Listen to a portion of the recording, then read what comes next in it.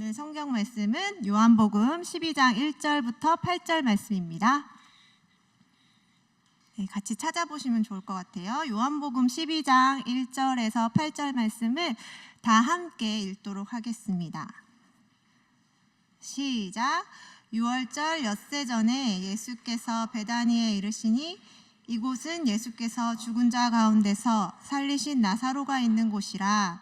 거기서 예수를 위하여 잔치할새 마르다는 일을 하고 나사로는 예수와 함께 앉은 자 중에 있더라. 마리아는 지극히 비싼 향유 곧 순전한 나드 한 근을 가져다가 예수의 발에 붓고 자기 머리털로 그의 발을 닦으니 향유 냄새가 집에 가득하더라.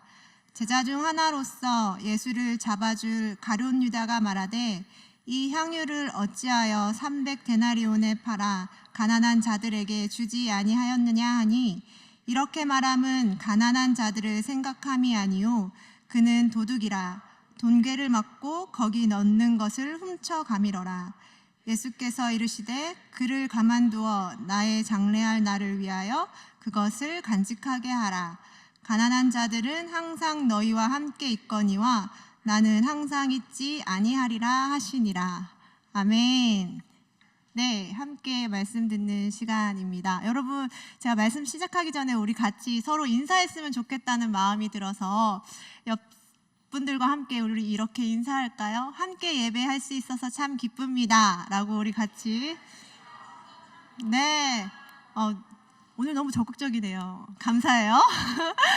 네, 지난 한 달 동안 우리는 예배자 학교와 동계 수련회를 통해서 예배에 대해 정말 많은 것을 나누고 또 경험할 수 있는 시간을 가졌습니다. 참석하지 못하신 분들도 많으시지만 함께 참여한 청년들에게는 정말 많은 생각과 은혜를 누릴 수 있었던 시간이었을 것입니다. 그래서 제가 잠깐 그 한 달의 시간을 좀 이야기해보고 싶어요. 예배자 학교는 총 3번의 강의를 진행했거든요. 첫 번째 강의는 삶 속에서 하나님을 예배하기, 두 번째는 공동체 안에서 하나님을 예배하기, 세 번째는 성경 속 방법으로 하나님을 예배하기. 이렇게 3가지 주제로 강사님을 모시고 예배에 대해서 다양하게 생각하는 시간을 가졌습니다. 3주간의 모든 강의가 정말 귀했고 또 예배에 대한 여러 가지 틀을 정리할 수 있었던 시간이었습니다. 강의 속에서 저는 많은 것들을 배우고 생각하고 고민할 수 있었는데 그 중에 제일 가장 많이 기억에 남는 말은 전은주 전도사님께서 하셨던 말씀인 것 같아요. 함께 참여했던 청년들은 기억하실 텐데 전도사님께서 강의 마지막에 이런 말씀을 하셨거든요. 저의 삶에 교회에서 하는 일, 나의 커리어에서 하는 일을 잘 해야겠다가 아니라 하나님이 만물을 회복하시는 것을 보고 싶고 거기에 참여하고 싶다는 마음으로 기도하기 시작하니까 크고 엄청난 일이 일어난 것이 아니라 작고 상상하지 못했던 일들이 일어나기 시작했어요. 이렇게 말씀을 하셨어요. 저는 이 말씀을 하시는 그 전도사님의 눈빛을 보면서 전도사님은 하나님을 삶으로 예배하려고 정말 많이 노력하는구나. 그 눈빛을 읽을 수 있었거든요. 근데 저에게도 그런 욕심이 있었어요. 내가 맡은 일을 잘 해내야 하겠다라는 이런 욕심이 가지고 있었거든요. 이번 예배자 학교와 동계 수련회를 준비하면서도 여전히 제 안에는 잘 해내야 한다, 잘 해야겠다 그런 욕심과 마주하는 시간들이 있었습니다. 맡은 것들을 잘 해내서 좋은 평가를 받고 싶고 엄청난 칭찬을 듣고 싶고 좋은 결과를 내고 싶었기에 그 기대치를 막 높여가면서 다른 사람들의 그 상황을 생각하지 않고 누군가에게는 어렵고 불편한 것들을 계속해서 요구하고 닥달했던 것 같아요. 특히 교육자님들께 이 자리를 빌어 죄송합니다. 근데 그 모든 시간들이 끝나고 나니까 그래서 그런지 전은주 전도사님의 말씀이 되게 많이 생각이 나더라고요. 크고 엄청난 일을 원했기 때문에 하나님의 행하심에 참여하고픈 마음을 잊고 있었던 것은 아닌가 되돌아보게 되었습니다.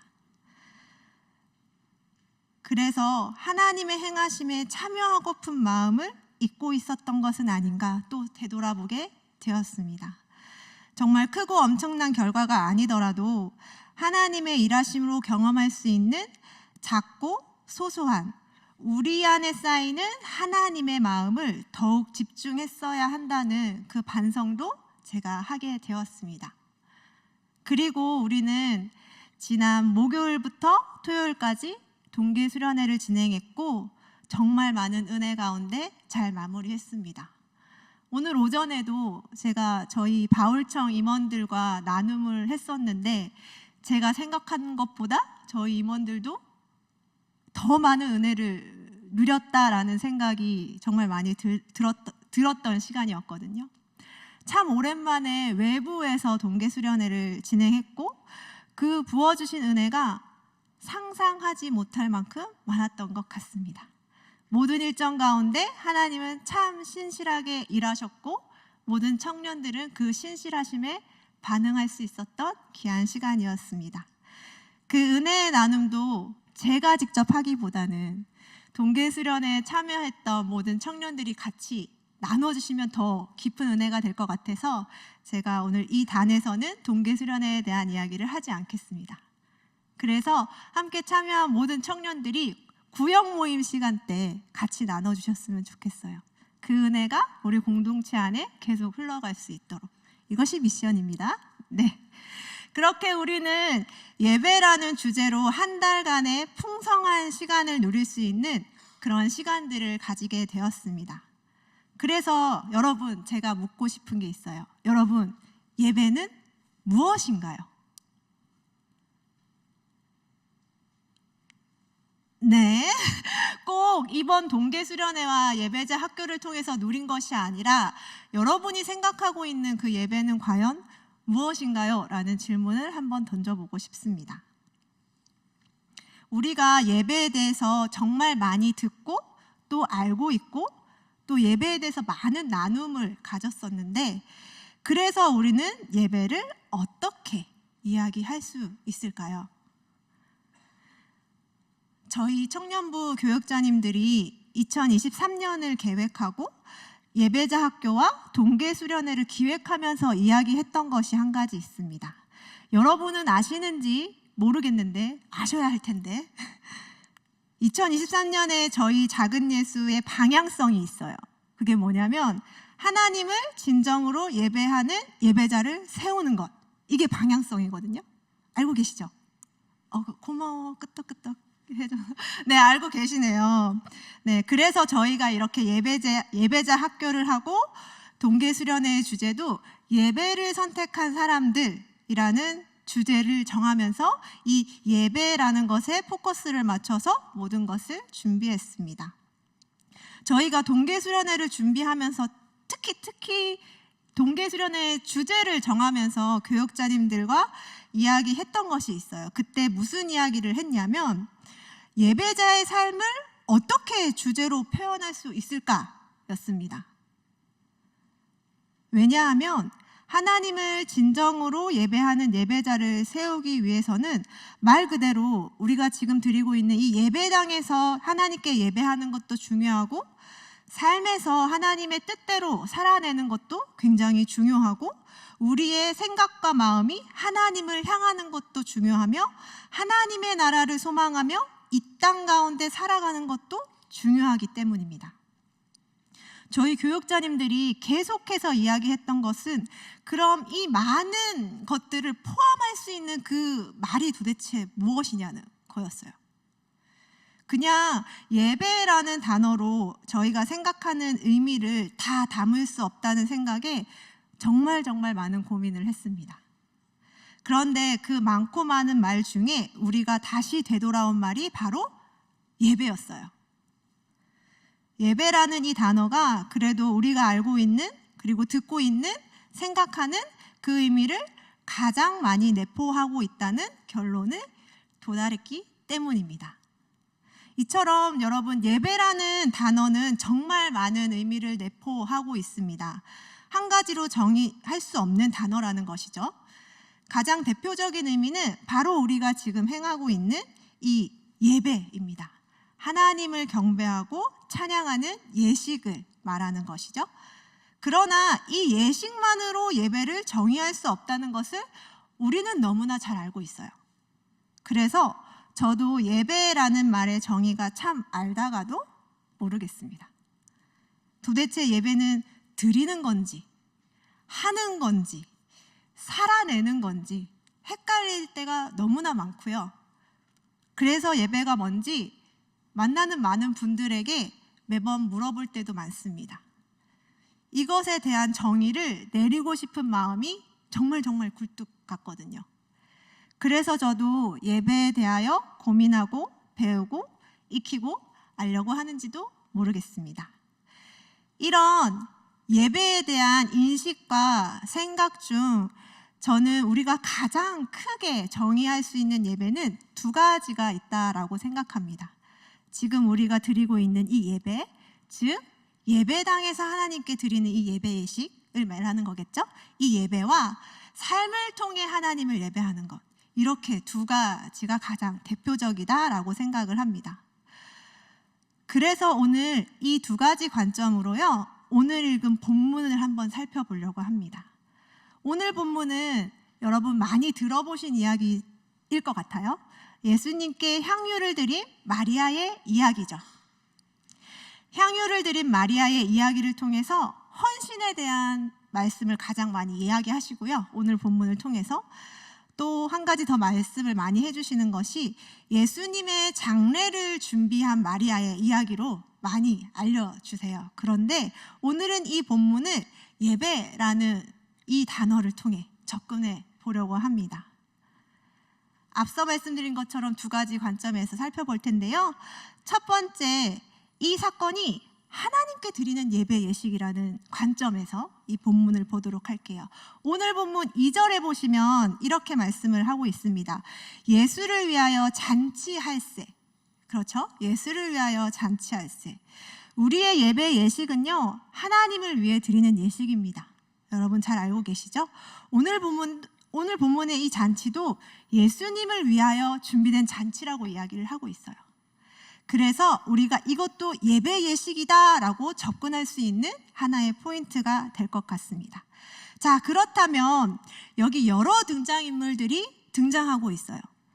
이 인물들은 예배에 참여한 사람이 되겠죠.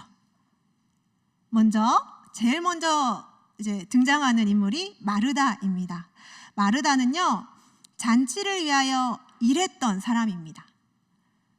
우리의 예배를 위해 헌신하고 섬기는 분들이 마르다와 같다고 우리가 해석을 해볼 수 있겠네요. 찬양팀, 찬양대, 대표 기도자, 우리 부장님들, 각청 임원들, 이런 분들이 예배를 준비하는 모든 사람들이기 때문에 이 마르다와 연결을 지어볼 수 있겠습니다. 다음으로 나오는 사람은 나사로예요. 나사로는요, 회중들과 함께 앉아 있는 사람이죠. 예수님의 말씀을 들었던. 그래서 여기 예배를 드리러 나오시는 대부분의 청년들이 아마 나사로에 해당되는 등장인물일 것 같습니다. 그리고 마리아가 나옵니다. 향유를 예수님께 드린 사람이죠. 우리 회중 가운데서 하나님을 높이고 하나님께 모든 것을 드리는 사람의 모습으로 좀 연결되어서 설명할 수 있을 것 같아요. 그리고 마지막 등장인물은 바로 가룟 유다입니다. 예배의 모습들을 보고 이렇게 저렇게 판단하는 사람이 바로 가룟 유다와 동일하다고 볼 수 있겠습니다. 그렇죠. 우리의 예배라는 이 예식 가운데 이렇게 다양한 사람들이, 그리고 다양한 모습들이 존재하고 있다는 거예요. 네. 그리고 이번에는 두 번째 관점으로 잔치를 한번 살펴보려고 하는데요. 두 번째 관점이 뭐였죠? 삶의 자리에서의 모습이라는 관점이에요. 삶의 예배라는 관점에서 이 본문을 한번 살펴보면 우리의 삶의 자리에서 여러 모습들을 또 포함하고 있다라고 볼 수 있다라는 거죠. 가장 먼저 등장한 인물 마르다는 열심히 주어진 삶을 하나님의 영광을 위해서 자신의 삶에서 무언가를 계속하면서 실행하는 사람이라고 생각할 수 있습니다. 다음, 나사로를 볼까요? 마르다처럼 뭔가 열심을 내는 것은 아니지만 하나님 나라의 확장을 위해 동참하면서 살아가는 사람들이라고 우리가 연결지을 수 있겠네요. 그리고 마리아처럼 자신에게 뭔가 귀한 것까지 하나님께 드리면서 삶을 살아가는 삶의 예배자로 마리아를 볼 수 있고요. 마지막으로 가룟 유다는 다른 사람들의 그 삶의 모습을 보면서 판단하고 비판하고 생각하는 사람들이라고 생각할 수 있겠습니다. 이렇게 두 가지 관점으로 오늘의 본문을 좀 살펴보니까 모두 적용이 가능한 부분이구나라는 것을 우리는 알 수 있습니다. 그리고 본문 속에서 정말 다양한 예배자의 모습을 보게 되는 거죠. 그렇죠? 그렇다면 우리의 이 예배 예식 속에서, 지금 드려지고 있는 이 예배 예식 속에서 여러분은 과연 어떤 모습인가요? 마르다인가요? 아니면 나사로인가요? 또 우리의 이 삶의 자리에서, 삶의 예배의 자리에서 여러분은 어떤 모습인가요? 마리아인가요? 마르다인가요? 가룟 유다인가요? 제가 이 질문을 드리는 이유는 어떤 모습이 맞다, 아니다를 얘기하고 싶어서 이 질문을 드리는 것은 아닙니다. 그리고 이 본문을 예배라는 관점으로 살펴본 이유도 그것을 이야기하기 위해서 말한 것은 아니에요. 제가 오늘 이 본문을 예배의 두 가지 관점으로 살펴본 이유는요, 우리의 모든 순간은 예배가 될 수 있다라는 것을 말하고 싶어서입니다. 우리가 하나님의 영광을 위해 행하는 모든 것은 예배가 될 수 있습니다.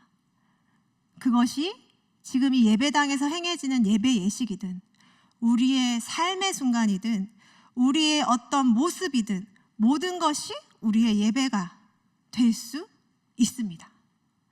이 모든 시공간을 초월하여 하나님의 어떠함을 위해 실행되는 그 모든 것은 예배가 될 수 있다는 것입니다.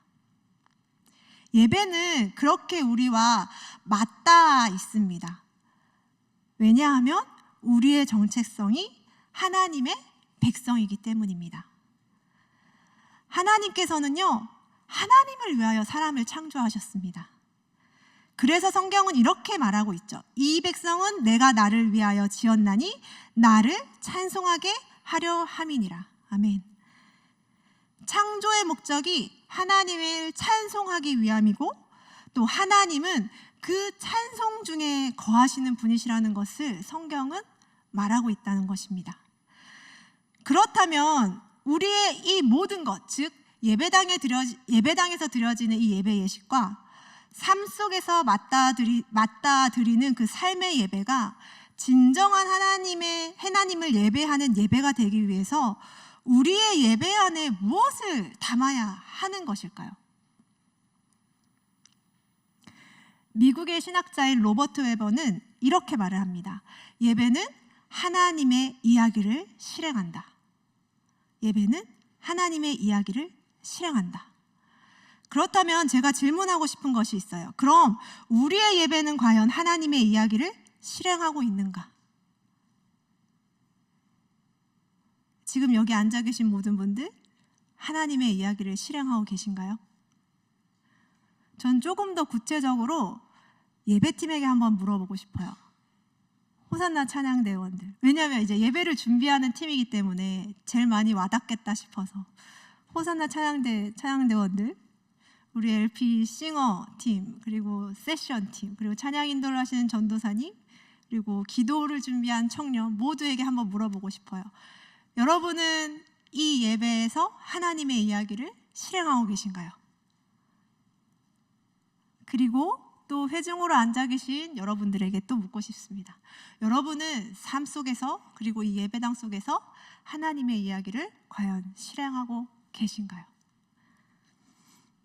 우리는요, 예배자의 삶을 살기를 원한다는 말을 정말 많이 합니다. 예배자의 삶, 정말 듣기 좋은 말인 것 같습니다. 많은 청년들이 이런 말을 해요. 예배하고 싶다. 예배자의 삶을 살고 싶다. 정말 삶으로 하나님께 예배를 드리고 싶다. 이런 표현들을 정말 많이 합니다. 제가 예배자 학교를 마무리하면서도 그런 생각을 했어요. 정말 진짜 예배자로 살고 싶다. 여러분은 이런 고백하지 않으셨나요? 저는요, 나는 예배자입니다 라는 말을 부끄럽지 않게 하고 싶다는 생각을 정말 많이 했습니다. 여러분이 정말 여러분의 삶과 모든 순간을 통해 예배하는 예배자가 되고 싶으시다면 우리가 해야 할 것이 있다는 거예요. 그것이 바로 우리를 통해 하나님의 이야기를 실행하는 것, 그것입니다. 그럼 여러분이 이렇게 질문하시겠죠? 전도사님, 그럼 우리가 실행해야 하는 하나님의 이야기가 도대체 무엇인가요? 거기에 저는 이렇게 대답하겠습니다. 우리가 실행해야 하는 하나님의 이야기는 예수님께서 선포하신 하나님 나라, 바로 하나님 나라의 이야기입니다 라고요. 예수님의 오심으로 이미 시작된 하나님 나라를 여러분의 삶 속에서 실행하는 것, 그것이 바로 여러분이 그렇게 바라고 원하는 예배자의 삶을 사는 것입니다 라고요. 그렇게 대답할 것입니다. 그렇다면 우리가 실행할 수 있는 하나님 나라의 이야기, 그것은 과연 무엇인가? 우리 한번 고민해 봅시다. 하나님은요, 하나님의 법으로 하나님의 백성을 통치하시며 하나님의 백성은 하나님의 주권을 인정하며 살아갑니다. 하나님은 하나님이 창조하신 그 모든 것이 하나님이 처음 창조하신 모습대로 회복되길 원하십니다. 그래서 하나님은 일하시고 하나님은 통치하십니다. 이것이 하나님 나라의 이야기입니다. 하나님 나라는 세상이 말하는 평안과 행복이 아니라 하나님이 주시는 평안과 행복이 가득한 나라입니다. 하나님의 정의가 실현되는 곳이고 하나님의 뜻이 이루어지는 곳이 바로 하나님 나라라는 거예요. 하나님은 이러한 하나님 나라를 완성하기 위해서 이 땅 가운데서 일하고 계시고 그 사역 가운데 하나님의 백성을 사용하고 계시는 것입니다. 이러한 하나님 나라의 이야기를 바로 여러분, 우리를 통해 실행해야 하는 것, 그것이 바로 예배입니다. 이러한 하나님의 이야기를 실행하기 위해 우리가 가장 먼저 해야 할 것이 있습니다. 그것은 바로 우리의 이 예배, 삶의 예배, 모든 예배 가운데 예수님을 초청하는 것입니다. 오늘 본문의 사건이 일어난 시점은요, 사실 예수님의 죽음이 거의 임박한 시점이에요. 여러분, 우리가 앞서 이야기했던 것처럼 이 잔치는 예수님을 위하여 벌여진 잔치입니다. 그렇다면 이 잔치는 예수님을 위해 준비되었고 예수님을 초청한 잔치라는 것을 우리가 알 수 있다라는 거죠. 이 잔치가 열린 곳은 오늘 본문에서도 얘기하지만 베다니라는 곳입니다. 여러분, 혹시 제가 작년에 마가복음 설교했던 걸 기억하시는지 모르겠어요. 그때 제가 잠깐 말씀드렸던 것이 예루살렘이라는 곳은 예수님께서 자신의 마지막 사역인 십자가 죽음을 실행하는 곳이라고 제가 말씀을 드렸었어요. 기억을 꺼내보세요.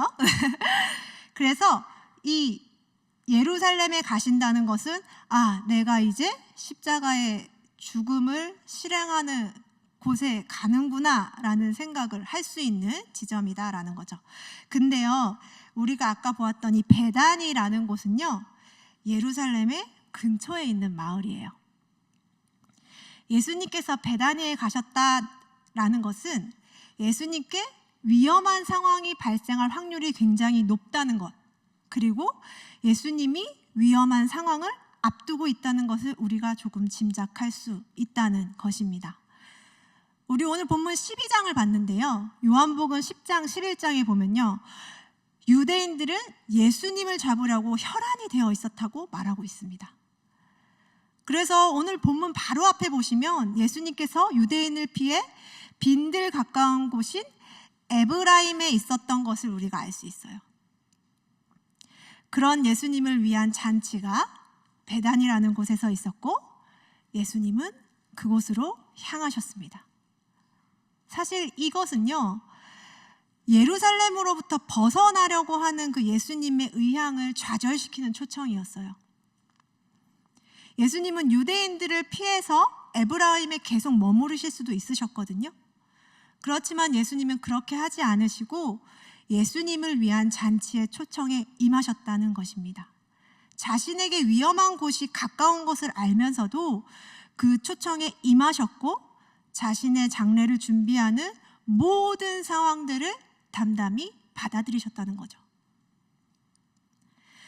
사랑하는 작은 예수 여러분, 우리가 하나님의 이야기를 실행하는 그 자리에 예수님께서는 기꺼이 찾아오십니다.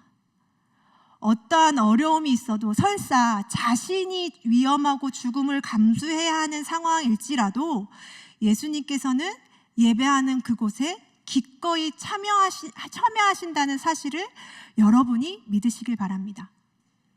그리고 예수님께서 그러하셨듯이 그곳에서 예수님은 하나님의 신실하심을 묵묵히 행하십니다. 하나님의 이야기를 예수님께서 우리를 통해 실행하신다는 거예요. 사랑하는 작은 예수 여러분, 여러분의 모든 예배가 살아계신 하나님을 초청하여 그 하나님의 나라를 실행하는 예배가 되길 소망합니다. 우리의 예배, 이 예배 예식뿐만 아니라 우리의 공동체 예배, 우리의 삶의 예배 모두가 그렇게 되길 소망합니다. 그래서 우리의 초청에 늘 화답하시는 그 예수님의 오심을 경험하고 하나님의 신실하심을 실행하시는 예수님의 일하심을 경험하는 저와 여러분이 되길 진심으로 소망합니다. 그래서요, 저는 저와 여러분이 이 예수님의 발에 향유를 부은 마리아의 통찰력을 배우길 바래요. 마리아는 과연 예수님의 죽으심을 알고 예수님의 발에 향유를 부었을까요? 제가 사실 이 상황의 마리아가 아니기 때문에 실제로 마리아가 이 사실을 알았는지 어땠는지 정확히는 알지 못합니다.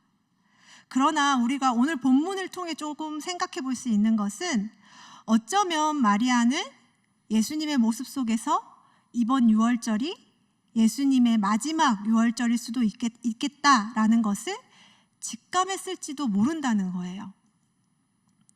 제가 아까도 말씀드렸듯이 예수님이 예루살렘에 가까워진다는 것은 예수님께 위험한 상황이 발생할 확률이 굉장히 높아진다는 것입니다. 높아진다는 거죠. 예수님도 인간이시기에 자신이 예루살렘에 오신 것의 그 의미와 자신 앞에 펼쳐질 그 모든 상황들이 아마 두렵고 무서우셨을 거예요. 아무리 자신이 그 두려움과 무서움을 감추려고 해도 예수님을 정말 사랑하고 예수님만 주목했던 그 마리아에게는 그 예수님의 두려움과 무서움이 느껴지지 않았을까요? 마리아는 분명히 평소와는 다른 예수님의 그 모습과 행동, 표정을 통해서 예수님께 무슨 일이 일어날 것이다 라는 것을 직감했을 것 같아요. 예수님의 모습 속에서 뭔가 죽음을 직면한 사람이 느끼는 그 긴장감을 어쩌면 마리아는 읽어내지 않았을까요? 우리 옆에 두려운 마음을 가지고 있는 누군가가 있으면 그 표정과 몸짓을 통해 그 사람의 감정을 읽게 되는 것처럼 말이죠. 그래서 마리아는 예수님의 그 마지막을 조용히 직감했을 것이고 그녀의 전부인 값비싼 향유를 예수님께 드렸을 것입니다. 마리아는 이 기쁜 잔치의 환호성 속에서도 예수님의 모습에 주목했어요. 그 예수님의 모습에 주목했고 예수님의 뜻을 읽어냈고 그리고 예수님께 자신의 귀한 것을 드렸습니다. 사랑하는 작은 예수 우리 청년 여러분, 우리의 예배도 마리아와 같은 통찰력을 가지길 소망합니다. 이 땅을 향한 하나님의 뜻에 주목하여 하나님 나라의 가치를 실현하고 하나님 나라를 완성하는데 주목하여 하나님께 지금 필요한 것이 무엇인지를 바라볼 수 있는 그 통찰력을 가질 수 있길 소망합니다. 우리가 우리의 것만 집중하는 것이 아니라 정말 하나님이 하나님 나라를 완성하시는데 필요한 것이 무엇인지에 집중해서 하나님 나라의 목적을 위하여 나의 귀한 것까지 드리는 결단, 그 결단을 가질 수 있었으면 좋겠습니다. 그래서 저는 우리의 이 한 달의 예배자의 여정을 마치면서 여러분에게 도전하고 싶습니다. 뭐냐면 그 시간들을 통해 배운 하나님의 이야기를 이제 여러분의 모든 것을 통해 실행하십시오. 여러분의 그 모든 것을 통해 하나님의 이야기를 실행하시라고 도전하고 싶습니다. 모든 시공간을 초월하여 여러분이 알고 보고 듣고 느끼고 생각하는 그 하나님의 나라의 이야기를 이제 진짜 실행해 보셨으면 좋겠어요. 하실 수 있어요. 오늘 광고에서 월드비전 후원도 있었고요. 그게 만약에 여러분이 알고 보고 느낀 하나님의 이야기라면 실행해 보시고요. 또 여러분이 생각한 이 예배 가운데 찬양을 하고 또 하나님의 말씀을 보고 하나님을 느끼는 게 하나님의 이야기라고 생각되시면, 그거를 알게 되었다면 그렇게 실행하시고요. 여러분의 직장에서, 여러분의 학교에서, 여러분의 가정에서, 모든 곳곳에서 여러분이 하나님의 이야기를 이제 실행해 보시길 도전합니다. 여러분, 오늘 주보 뒤에 보시면요, 제2의 수요일이라는 이미지가 있어요. 돌아오는 수요일이 사순절의 시작인 제2의 수요일입니다. 여러분, 사순절이 시작된다라는 건 이제 우리는 부활주의를 맞이할 준비를 해야 되는 것이에요. 여러분, 우리가 어쩌면 또 당장 실행할 수 있는 하나님의 이야기는 어쩌면 부활일 수도 있겠다라는 생각이 듭니다. 하나님의 이야기에 집중하여 이 사순절의 기간을 함께 맞이해 볼 수 있도록 여러분에게 도전합니다. 내가 실행해야 하는 하나님의 이야기, 그 이야기에 집중하면서 이번 사순절은 여러분 안에 여러분이 돌파해야 하는 것들을 좀 깨부수는 기간이 되었으면 합니다. 왜냐하면 예수님의 그 죽으심과 부활하심은요, 우리를 올가매고 있는 이 모든 것을 돌파하여 부활의 승리가 주는 환희를 경험하는 것이기 때문이에요.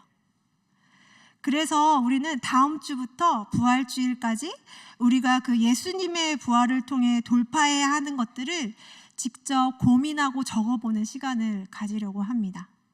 여러분을 올가매고 있는 그 여러분이 돌파해야 하는 것들을 씨름하면서 그 씨름 가운데 여러분이 부활의 승리를 경험하면서 하나님의 이야기를 실행할 수 있는 우리 작은 예수 청년들의 사순절이 되길 소망합니다. 이렇게 우리가 하나님의 이야기를 실행하고 결단함으로 우리를 통해 하나님의 이야기를 실행하는데 여러분의 것들이 사용되었으면 좋겠습니다. 그렇게 우리의 귀한 것을 사용하여 하나님의 이야기를 실행할 때 우리는 하나님 나라를 통해 경험하는 놀라운 하나님 나라의 잔치를 풍성히 누릴 것입니다. 마리아가 향유 드림으로 그 향기가 온 집안에 가득했던 것처럼요. 우리 그렇게 결단함으로 같이 찬양할 수 있었으면 좋겠습니다.